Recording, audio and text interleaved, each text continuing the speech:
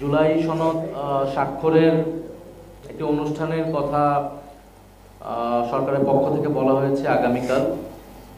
আমাদের জাতীয় নাগরিক পার্টির সদস্য সচিব সবিস্তারে ব্যাখ্যা করলেন যে পুরো প্রক্রিয়ায়, জাতীয় ঐক্যমত্য কমিশনের প্রক্রিয়ায় জাতীয় নাগরিক পার্টি প্রথম থেকেই, এমনকি এই রাজনৈতিক দল প্রতিষ্ঠার আগের থেকেই আমাদের সক্রিয় অংশগ্রহণ ছিল এবং গণ অভ্যুত্থানে আমাদের যে দাবি ছিল যে ফ্যাসিবাদী কাঠামোর বিলোপ এবং একটি নতুন বন্দোবস্ত প্রতিষ্ঠা, অর্থাৎ গণ অভ্যুত্থান শুধুমাত্র একটা রেজিম চেঞ্জের জন্যই, সরকার পরিবর্তনের জন্যই হয়নি, বরং একটি ফ্যাসিবাদী কাঠামোর সংস্কারের মধ্য দিয়ে একটি গণতান্ত্রিক রাষ্ট্র প্রতিষ্ঠার জন্য সেই অভিপ্রায় থেকে জনগণ রাজপথে নেমেছিল।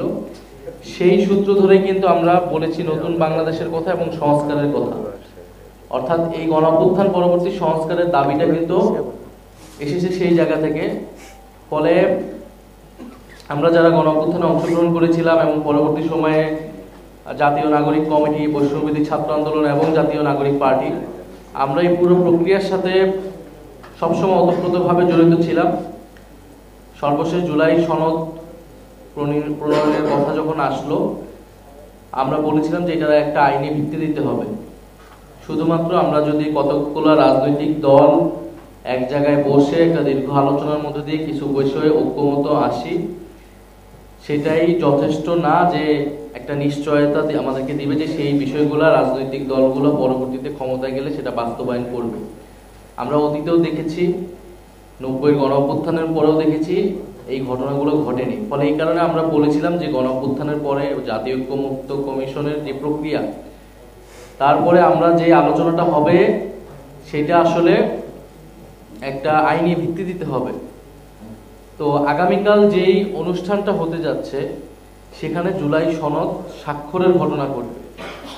ফলে জুলাই সনদের আইনি ভিত্তি বা যেই অর্ডার জারি করার কথা বলা হচ্ছে, সেই অর্ডার জারির আগে স্বাক্ষর সেটা কিন্তু কেবলমাত্র সেরিমোনিয়াল, সেটা আনুষ্ঠানিকতা। জুলাই সনদ প্রণীত অলরেডি হয়ে গিয়েছে, সবাই একটা জায়গায় ঐক্যমত এসেছে যে আমরা কি কি পরিবর্তন চাই। সেখানে কিছু কিছু দলের কিছু কিছু বিষয়ে নোট অফ ডিসেন্ট আছে, তাদের ভিন্ন মত থাকতেই পারে, এবং আমাদেরও সেখানে একটা দাবি ছিল যে নোট অফ ডিসেন্ট থাকলেও ডকুমেন্টেশনের জন্য কিন্তু গণভোটে পুরো সামগ্রিক বিষয়টাই যাবে। জনগণ যদি পক্ষে ভোট দেয় তাহলে জুলাই সনদ অনুমোদিত হবে এবং পরবর্তী সংসদ, যার একটা কনস্টিটিউটিভ পাওয়ার থাকবে, তারা সেই সনদ অনুযায়ী সংবিধান সংস্কার করবে। ফলে পুরো প্রক্রিয়ার মূল জায়গাটা থাকবে অর্ডার, যে অর্ডারের ভিত্তিতে, যে সাংবিধানিক আদেশের ভিত্তিতে এই গণভোট হবে এবং পুরো প্রক্রিয়া আগাবে।